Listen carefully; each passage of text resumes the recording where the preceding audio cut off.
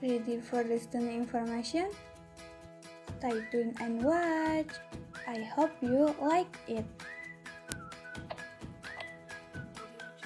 Halo, kembali lagi, nama saya Rizky Awadia. Kali ini saya akan menjelaskan tentang mata kuliah farmasi klinik, yaitu penyusuhan farmasi dengan metode farm, swab, dan pump. Nah, yang pertama itu ada metode swab. Dalam metode swab ada subjektif, objektif, assessment, dan plan. Nah, yang pertama dalam metode swab itu ada data subjektif. Data subjektif berupa keluhan pasien yang diperoleh selama visit. Di dalam data subjektif itu tidak adanya ukuran yang pasti, dan persepsi setiap masing-masing orang itu biasanya berbeda dengan hal yang sama. Contoh dari data subjektif misalnya, pasien visit ke rumah sakit dan setelah itu pasien merasakan mual setelah minum obat. Nah, dalam rasa mual ini merupakan data subjektif yang diperoleh. Yang kedua yaitu ada data objektif, data yang dapat diketahui kebenarannya dengan orang lain. Misalnya tuh data yang dihasilkan dari laboratorium. Nah, contoh dari data objektif yaitu pada suatu kasus. Pada suatu kasus ini pasien mengalami efek hipoglikemia dari suatu obat diuretik. Nah, hipoglikemia ini dapat diketahui kebenarannya dengan melihat data pemeriksaan di laboratorium. Lingkup data objektif juga yang termasuk obat-obatan yang digunakan pasien selama perawatan. Yang ketiga ada asesmen atau tindakan atau penilaian.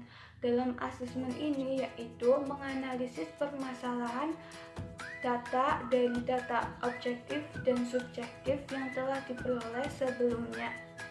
Contoh kasus ini nih, plan yang dapat digunakan adalah menggunakan atau mengonsumsi aspirin setelah makan untuk meminimalkan rasa mualnya, dan rekomendasi suplemen kalium pada saat menggunakan obat furosemid. Yang kedua ada metode PAM. Dalam metode PAM ini ada 3 data yang dapat diperoleh, yaitu problem atau masalah. Yang kedua ada assessment. Yang ketiga ada monitoring. Pertama ada problem. Untuk mendapatkan data problem ini yaitu dengan mengumpulkan semua informasi yang relevan untuk mengidentifikasi masalah yang aktual dan potensial. Yang kedua ada assessment. Dalam assessment ini ada beberapa poin. Yang pertama yaitu mendaftarkan dan membuat prioritas semua masalah. Yang kedua berhubungan dengan staf medis, perawat, dan pasien untuk menetapkan hasil yang diharapkan. Yang ketiga menetapkan dan melaksanakan semua tindakan yang perlu diperlukan untuk dilakukan. Yang ketiga ada monitoring. Data yang dapat diperoleh dari monitoring yaitu menilai hasil yang diperoleh dari intervensi yang telah dilakukan. Yang ketiga ada metode FRAM. Dalam metode FRAM ini ada data finding, assessment, resolution, dan monitoring. Nah, bedanya dengan metode swab sebelumnya yaitu dalam data finding di metode swab yaitu ada data subjektif dan objektif. Di assessment juga assessment, terus di resolution dan monitoring itu di metode swab yaitu plan. Selanjutnya ada tahap-tahap dalam mengumpulkan data FRAM. Yang pertama ada finding, identifikasi problem khususnya DRP, disusun secara urut dan terpisah. Poin yang pertama ada indikasi yang mengobati, yang kedua pemilihan obat yang tidak tepat, yang ketiga ada dosis terapeutik, yang keempat ada gagal menerima obat, yang ke-6 overdosis, yang ke-7 ADL, yang ke-8 interaksi obat, dan yang ke-9 penggunaan obat tanpa indikasi.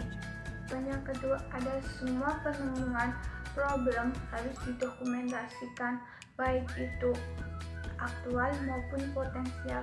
Yang ketiga, informasi yang didokumentasikan haruslah informasi yang terkait dan diperlukan. Yang kedua yaitu menganalisis data assessment yang berisi evaluasi farmasis, lalu menunjukkan urgensi suatu problem.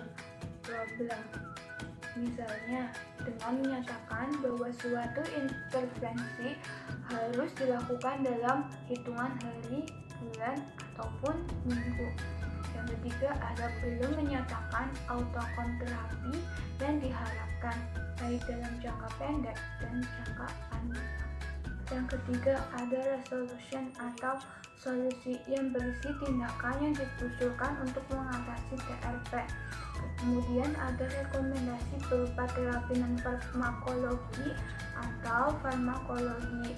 Yang selanjutnya ada perlu juga dinyatakan alasan pemilihan regimen obat tersebut. Yang keempat, perlu juga diberikan terapi alternatif. Dan yang terakhir, jika merekomendasikan konseling, isi konseling itu perlu dinyatakan. Poin dalam menganalisis data front ada monitoring. Dalam semangat pharmaceutical care, pasien tidak boleh dibiarkan begitu saja setelah dilakukan intervensi. Dalam kesalahpahaman dalam monitoring atau miss dalam monitoring, yaitu kurang spesifik. Lebih baik tanyai pasien tentang kemungkinan terjadinya dispepsia, diare, atau konstipasi.